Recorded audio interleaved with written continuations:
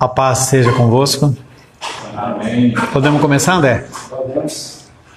Estamos meditando no tema ansiedade, no subtema viver sem reclamar. Inclusive do ovo. Ou do bife, que pode comer passado.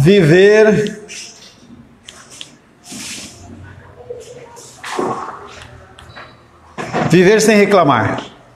Uma das primeiras passagens bíblicas que observamos sobre a ansiedade foi uma ordem direta de Paulo aos Filipenses. Nós já lemos várias vezes, vamos ler novamente.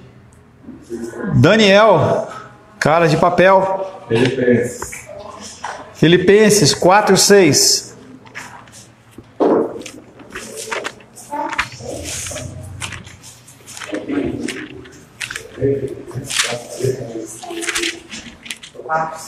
Quatro, 6. É sua essa Bíblia de rosinha aí, não? Deixa fechado, André. Eu vou ligar o ar. Por favor. Não andeis ansiosos de coisa alguma, em tudo, porém sejam conhecidas diante de Deus. A vós Sons. Vestidos pela oração e pela súplica, com ações de graça. Não andeis ansiosos de coisa alguma, em tudo, porém, sejam conhecidas diante de Deus as vossas petições, pela oração, pela súplica, com ações de graça. Nos dois últimos temas, nós meditaremos sobre duas outras passagens de Filipenses. Elas dão suporte à nossa compreensão de como atacar a ansiedade, especificando um hábito para evitar e uma atitude para cultivar. Então, sempre quando nós pensamos em mudança, nós temos que identificar aquilo que está errado e aquilo que pode ser mudado para estar certo. Por mais que seja óbvio, nós continuamos fazendo as mesmas coisas e querendo um resultado diferente. Então, nós temos que aprender, apesar de, e aí é uma coisa que nós temos que, como seres humanos, nos adaptar. Uma coisa tola.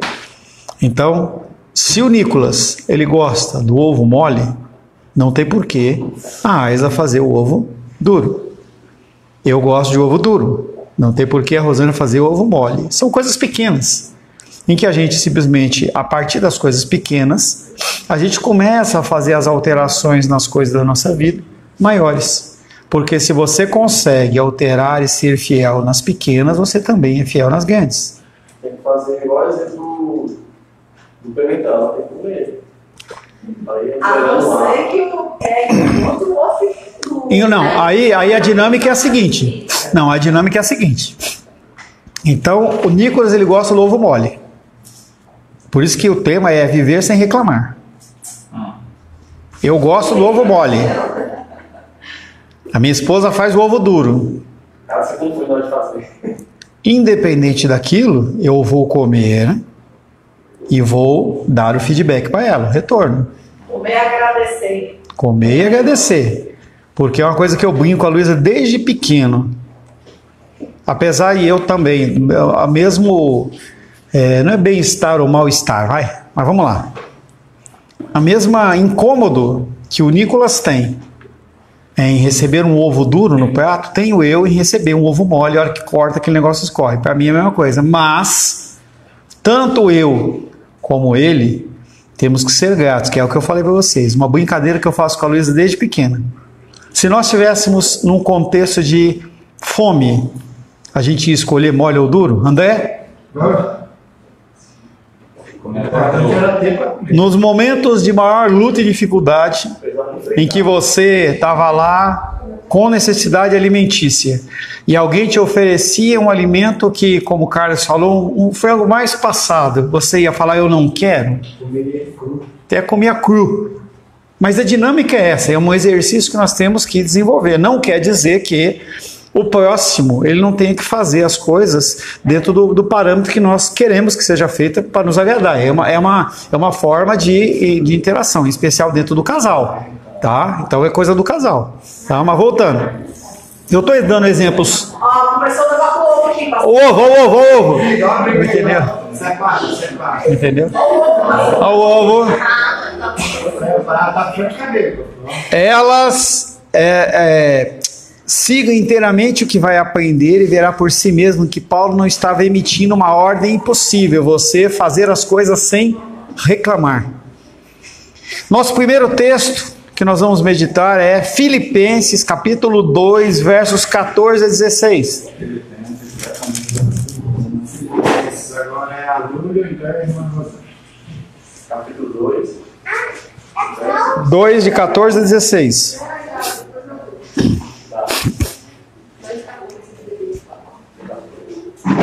Aí, vamos lá.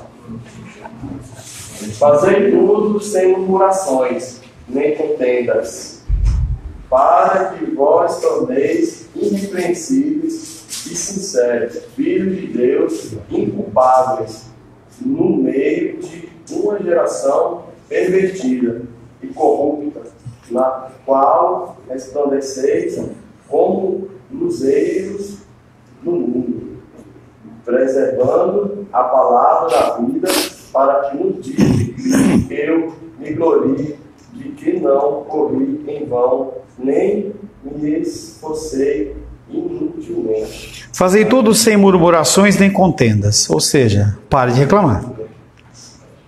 Para que vos torneis irrepreensíveis e sinceros filhos de Deus. Não é para você se tornar filho de Deus. É para que você seja um filho de Deus irrepreensível. Em que as pessoas não olhem e falam assim, olha lá o Carlos. Ele diz que é o crentão, que é o cara super espiritual, tal, mas olha o jeito dele agir. Quando você permite esse tipo de comentário, você está se tornando uma pessoa repreensível. E a palavra fala que nós devemos nos tornar irrepreensíveis como filhos de Deus.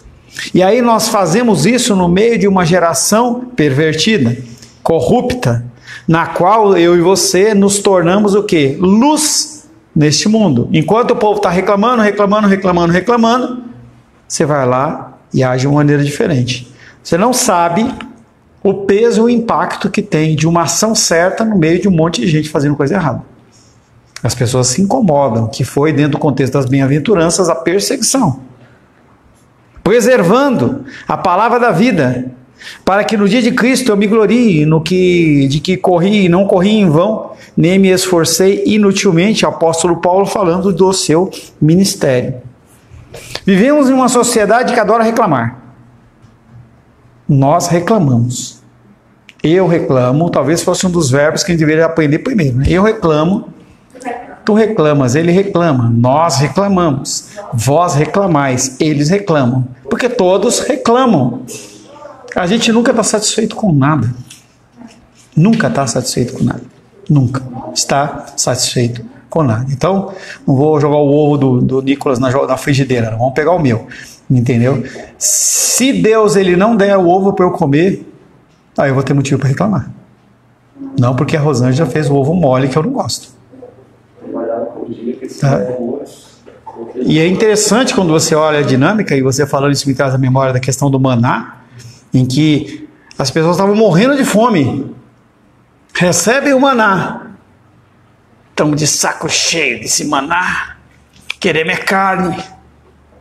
carne seja, cansei dessa carne. Ou seja, o ser humano ele não é um ser, ele não é satisfeito, não, é um ser ingrato. Tem a pirâmide de Maslow que fala sobre a satisfação do ser humano. Se a Luísa não viu ainda, ela ainda vai ver em administração, em que mostra a insatisfação do ser humano ou a pretensa satisfação por um breve espaço de tempo, em que você está satisfeito com o básico, mas, então vamos pegar agora o André na história também, em que ele conta, pelo menos superficialmente, parte das lutas dele com a alimentação. Mas hoje o cara já testou que se o frango tiver um pouquinho mais passado, ele reclama. Ou seja, ele esqueceu da época que não tinha o frango. Ou seja, nós somos seres adaptáveis em relação às coisas boas que nós temos também. Vivemos em uma sociedade que adora reclamar. Ironicamente, a sociedade mais permissiva que o mundo conheceu e até aqui também a mais descontente. Nunca tivemos um grau de insatisfação dentro da sociedade humana, tanto ocidental como oriental, de pessoas descontentes. É por isso que funciona tão bem os caras ficarem lançando novos produtos e você acha que aquele teu já não presta mais, você precisa de um novo, precisa de um novo, precisa de um novo, precisa de um novo, precisa. Porque você é ensinado a ficar insatisfeito. E eu não estou dizendo para você que você não deve viajar, que você não deve trocar de carro, que você não deve comprar uma roupa, não é nada disso. Mas nós somos insatisfeitos com aquilo que nós temos. Quanto mais as pessoas possuem, mais elas se tornam descontentes para lidar com o que têm. E essas não acreditam num sofrimento silencioso. O Nicolas recebeu lá o ovo mole no prato. Ele faz questão de mostrar de todas as formas que a Ayla errou. Eu faço isso também. Mostro a minha insatisfação, mostro todos os parâmetros, as formas, e aí você utiliza meios corretos ou meios incorretos, lícitos ou ilícitos, para mostrar o seu descontentamento. E eu chego e eu não falo só para minha esposa, eu vou e comento com o outro, porque a gente tem essa dinâmica de que eu não quero sofrer sozinho. Eu quero que as pessoas elas se sintam tão maus como eu, e não ao contrário. Parece que estamos produzindo uma geração de pessoas queixosas, que não se satisfazem com nada. Enquanto eu fuçava no YouTube, acabei achando um sociólogo que fazia uma reflexão intrigante, interessante. Ele falava sobre os jovens caracterizados por uma atitude de insatisfação, uma aversão à responsabilidade e um constante mau humor, pois nada é do modo que eles gostariam que fosse. Então a gente já tem a condição do jovem, que ele está se descobrindo e ele é insatisfeito. Mas este sociólogo, ele começa a pensar um pouco e mostrar que essa geração é uma geração que ela está mais insatisfeita ainda. O sociólogo propôs a tese de que essa geração descontente é principalmente um produto de famílias pequenas. E ele fala, famílias pequenas geram pessoas que são mais descontentes. A maioria das famílias dos países ricos não tem filhos, ou tem um ou dois. Aquela dinâmica que a gente tinha, pelo menos a minha avó tinha 15, o fulano tem 12, é que isso não existe mais. Não existe mais. Então a minha família, nós temos 2, 2,5, 1. E é assim a dinâmica do nosso coração é essa.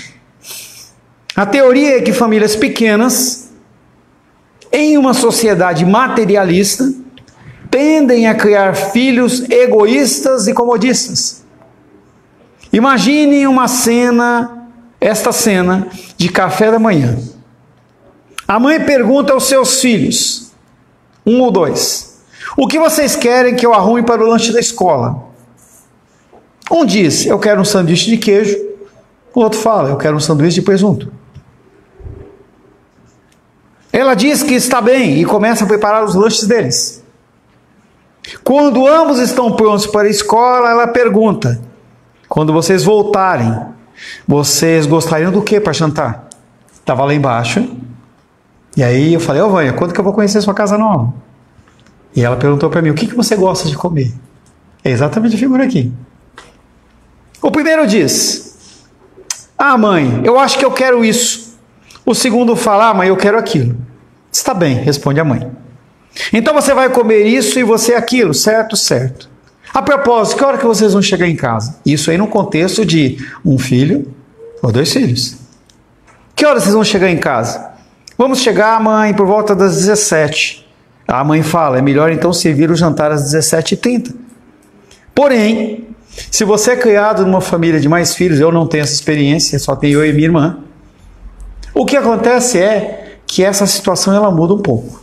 Então a Rô, ela conta que tinha ela, mas a irmã dela e 2 irmãos, eram 4. A situação muda. Espera aí que eu estou procurando aqui. A mesa do jantar em uma família pequena. A mãe pode ter praticamente se descabelado para preparar um cardápio variado. Após uma garfada, pelo menos uma das crianças diz: eu não gosto disso, eu quero outra coisa. Se uma família tem 5 ou 6 filhos, um deles fizer esse comentário: eu não quero comer isso, o que acontece é que o filho do lado fala: então dá que eu como. E ele fica sem. E olha e fala: que bom, deixa que eu como comida dele. A diferença é que em muitas famílias pequenas, a autoridade ela é passada para a criança. E quem manda é o filho. É só o filho que eu tenho. É só o filho que não foi embora de casa ainda. E aí acontece, o filho ele acha que ele passa a ter a autoridade de ditar as regras da casa. E dentro da cultura de hoje, é exatamente isso que ele te deixa. Eu deixo a minha filha mandar na minha casa. As minhas regras, elas deixam de ser regras, porque afinal de contas, a minha filha é a única que está em casa. Daqui a pouco só sou eu e a Rosângela. Então deixa eu agradá-la do jeito que ela quer. Em muitas famílias numerosas, principalmente por uma questão de logística, a criança ela é obrigada a se submeter à autoridade. Assim, o que temos, diz o sociólogo, é uma geração crescendo em um ambiente onde a autoridade é atribuída a ela. É o produto infeliz dos pais centrados nos filhos. Então, o menor hoje na igreja, aqui agora, é o Joaquim. Se Nicolas e Aisna deixarem, ele vai fazer o que ele quer e não o que tem que ser feito. É o que a gente já falou.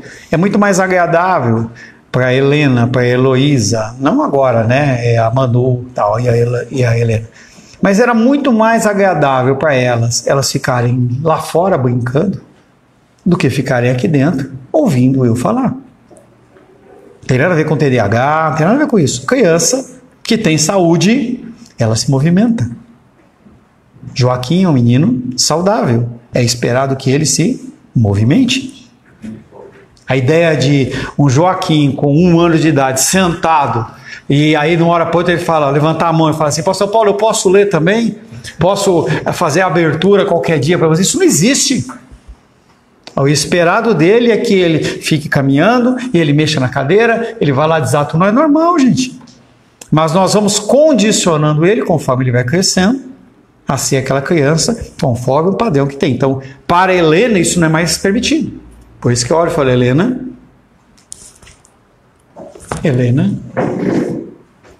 você não pode fazer mais isso.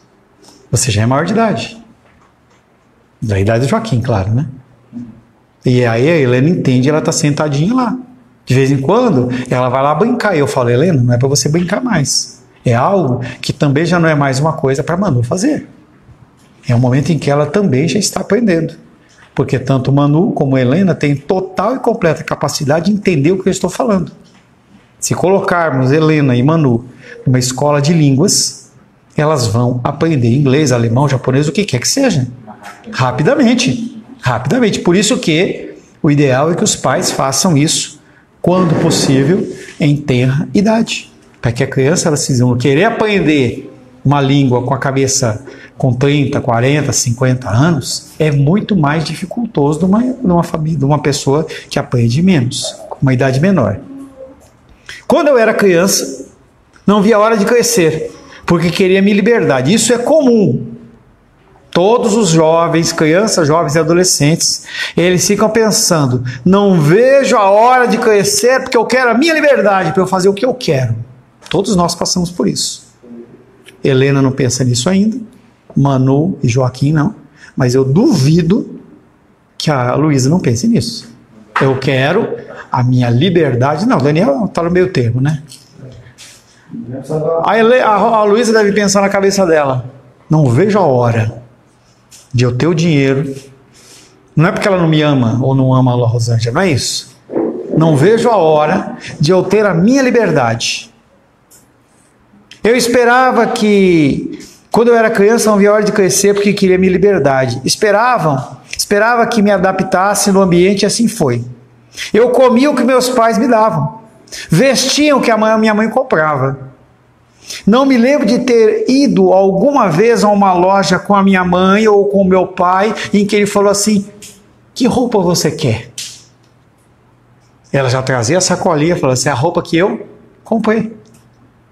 A Rosângela ainda faz isso comigo. Ela vai lá porque ela sabe que eu não vou na loja mesmo, entendeu? E ela vai lá e ela fala: ó, trouxe essa camiseta para você. Nem com a minha filha eu tenho essa preferência. Dia dos Pais, ela foi lá na loja, porque se ela pergunta para mim o que eu quero, o que eu respondo? Não precisa de nada. Ela foi lá, graciosamente escolheu a camiseta, comprou e falou: tá aqui, papai, comprei essa camiseta para você. Isso é uma forma de aprendizado nas nossas vidas, em que eu ganhei aquilo. Então, quando a minha irmã deu o vermelhão aqui, eu olhei para ele, eu pensei no ovo mole na hora. Eu falei assim: como é que a minha irmã, sabendo que eu gosto de tons mais sóbrios, ela vai me dar um tênis dessa cor? E eu já imaginei, falei: caramba, eu vou entrar aqui na igreja, o Alice vai olhar, inclusive o Alice mandou mensagem que o carro dele não funcionou. E eu acredito nele. Tá? O Alice, ele é aquele cara que tem 2, 3, 4 carros, mas quando precisa não funciona. Mas tudo bem. E eu falei assim: pô, agora que eu entrar na igreja com esse tênis, o Alice, ele vai falar. Tanto que eu ensaiei 2 meses para vir com o tênis. Esse tênis já está em casa, ó, desde que eu viajei para casa da minha mãe. Mas voltando. Eu comi o que os meus pais me davam e vesti o que minha mãe comprava. Não me lembro de ter ido alguma vez na loja com ela. Acho que nem mesmo entrei numa loja de departamentos enquanto pequeno. Adequei-me ao sistema que pode parecer negativo a princípio, mas na realidade não estava considerando o efeito positivo que produziu. Eu estava impaciente para assumir as responsabilidades de adulto, então pude ser livre de fazer minhas próprias escolhas. O reverso agora também é verdadeiro. Crianças que crescem controlando o ambiente familiar não desejam se tornar o quê? Adultos. Quando, voltando ao raciocínio, a linha antiga era uma linha em que quem escolhia a coisa dos filhos eram os pais. E aí gera no coração do filho o desejo de se libertar e de seguir o seu próprio caminho. E é assim que nós trabalhamos com a Luísa. Então, por mais que no momento em que ela fala: eu vou sair de casa, vai doer no meu coração da Rosângela, é o papel certo que nós cumprimos. O papel errado é o quê? A criança ela ser centrada na vontade dela desde pequena, porque quando ela ficar maior, ela vai fazer o quê? Ela vai querer continuar ficando dentro de casa. Ela não quer mais ser adulta. Eu vou querer minha liberdade para quê? Eu tenho comida, roupa lavada, meus pais fazem o que eu quero. É a técnica da mamãe águia de fazer com que o bebê águia, ele vai começar a tirar as coisinhas para que o bebê águia, ele comece a se incomodar, ele começa a querer fazer o quê? Voar. É algo que nós fazemos com a Luísa desde sempre. Desde sempre. E eu não estou querendo que ela saia de casa, eu quero que ela fique em casa. Mas eu ensino ela o caminho certo. Em que em um momento ela vai ter que sair de casa. Esperamos que, como uma família constituída, esperamos. Mas ela é maior, ela vai ser maior de idade, ela vai tomar as decisões dela. Com todos os ensinamentos que perduram essa condição. Em que ela vai tomar as decisões. Em que não vai ter mais o papai e a mamãe para falar: oh, faça isso ou faça aquilo. A não ser dentro da minha casa. Porque eu continuo sendo o sacerdote do lar. Ela com 20 anos, 30 anos, 40 anos, 50 anos. Por isso que a figura masculina ela é tão importante. Porque eu vou na casa da minha mãe, Eu faço o que eu quiser. Mas quando meu pai estava lá, não. A figura do homem tem essa figura que ele tem que impor regras. É a figura do sacerdote, que é a figura de Deus Pai em relação aos cristãos, que eles não podem fazer o que eles querem. Tem que fazer o que ele ordena. Não é o que ele pede. Ele não pede nada, ele manda, ele ordena. Crianças que crescem controlando o ambiente familiar não desejam se tornar adultos, porque isso significa a eles ter de se moldar. Eles não querem ter um emprego, porque ninguém no trabalho vai dizer: como que você gostaria, pastor Paulo, do seu ovo? Você quer o seu ovinho durinho? Não vai. Eu trabalhava na fábrica, na Philips, o cara serviu o ovo lá como ele queria. Se eu quero comer, eu como. Se eu não quero, eu não como. Tá lá e eu comi o que tinha lá. Pelo contrário, eles põem a pessoa numa linha de montagem ou em outro lugar e esperam que ele se adapte às suas regras. Não é de se admirar que temos uma geração de jovens que não quer crescer e deixar o lar. Graças a Deus. Isso não funciona na minha casa. Não funciona. Eu já vejo indícios da minha filha crescendo nesse aspecto, para que um dia ela tome essa decisão. Por mais que seja dolorosa ao meu coração. Mas é o princípio básico. Pergunte aos alunos do colegial ou da faculdade o que eles pretendem fazer após a graduação. E a maioria dará a resposta: não sei. Porque não está preocupado com isso. Ana Luísa estava com 16 anos. Que ela começou a pensar lá no Enem. Ela veio a mim e falou: papai, o que você acha que eu devo cursar? Eu falei: depende do seu gosto. Mas você tem que tomar um cuidado muito grande. Porque há profissões que você vai conseguir facilmente emprego. E que você vai conseguir manter a sua casa. Porque essa ideia romântica de que eu faço o que eu gosto funciona desde que dê o recurso necessário para você viver a sua vida. E ela tem afinidades. Mas eu falei: olha, um curso de administração de empresa é um curso base, em que você pode trabalhar em qualquer área. Se você for para uma área de engenharia, de alguma coisa, direito, medicina, são áreas que são básicas. Não, mas eu quero ser o pesquisador do caranguejo amarelo que nasce só lá no charco do Maranhão. Tudo bem, só que vai ter muito mais dificuldade de você arranjar um emprego. E aí ela... Não foi eu falei: agora você vai arriscar aí. Ela foi lá e clicou, administração de empresa, mesmo ela tendo afinidades. O que eu estou fazendo? Eu estou fazendo com que ela esteja dentro de um trilho com opções, em que talvez ela não enxergue, porque as pessoas não enxergam, mas para que ela possa ter o maior leque de opções possíveis dentro da vida dela. O sociólogo teoriza que muitos deles, aqueles que dizem não sei, sentem-se desse modo porque estão protelando o que é a sua responsabilidade. A liberdade da sua infância parece bem mais atraente do que se adaptar a um sistema. Seus pais, embora com frequência bem intencionados, estão involuntariamente os preparando para serem responsáveis. Então, Carlos e Esther, deixar o Daniel vagabundando em casa o tempo inteiro é mais cômodo para vocês. Mas quando ele tiver idade, ele vai se lascar. Idem para Helena, idem para Manu, idem para Joaquim. Quanto antes crianças começarem a aprender responsabilidades, melhor. A Luísa lava a louça, ó, desde sempre. Desde sempre. Por que, gente, a gente faz essas coisas? A gente está querendo terceirizar? Não. Mostrando organização. O que vai fazer na casa? Não sabe, mas você tem o padrão que é correto.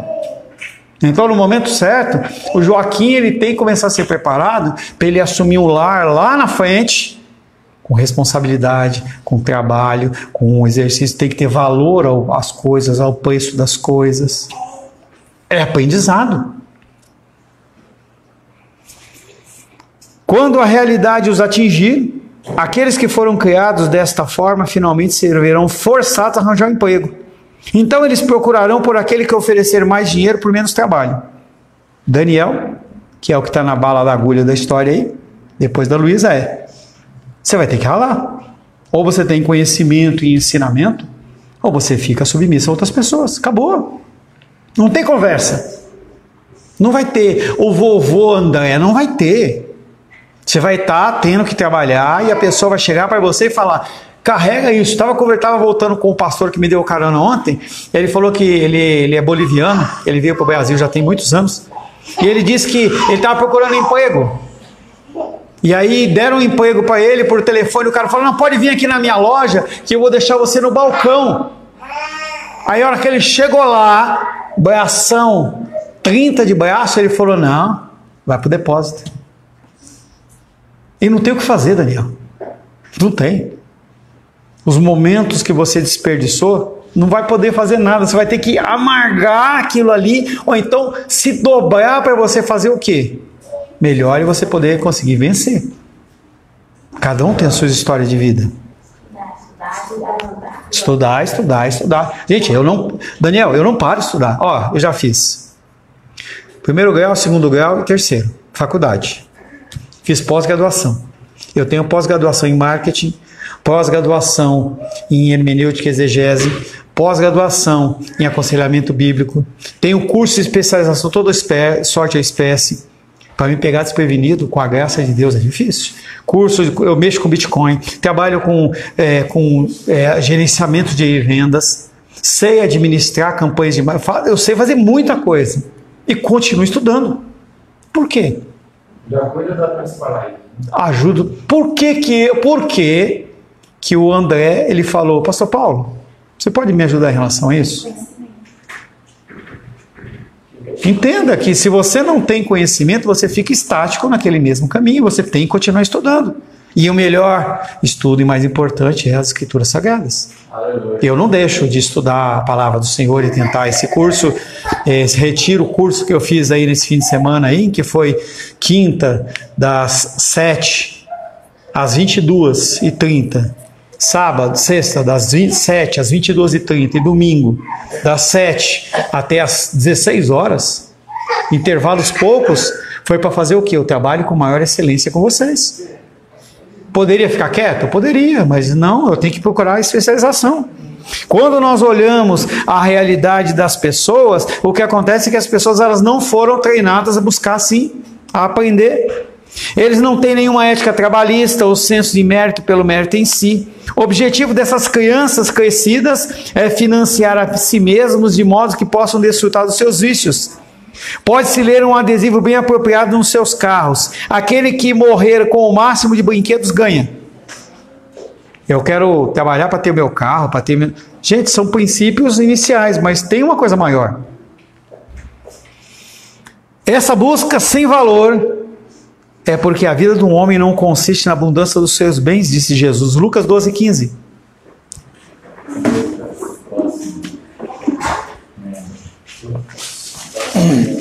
Então eu entendo e espero que quando a Luísa, conforme ela vai crescendo, ela vai pensar algo além da liberdade dela. Ela vai pensar em construir alguma coisa para ela.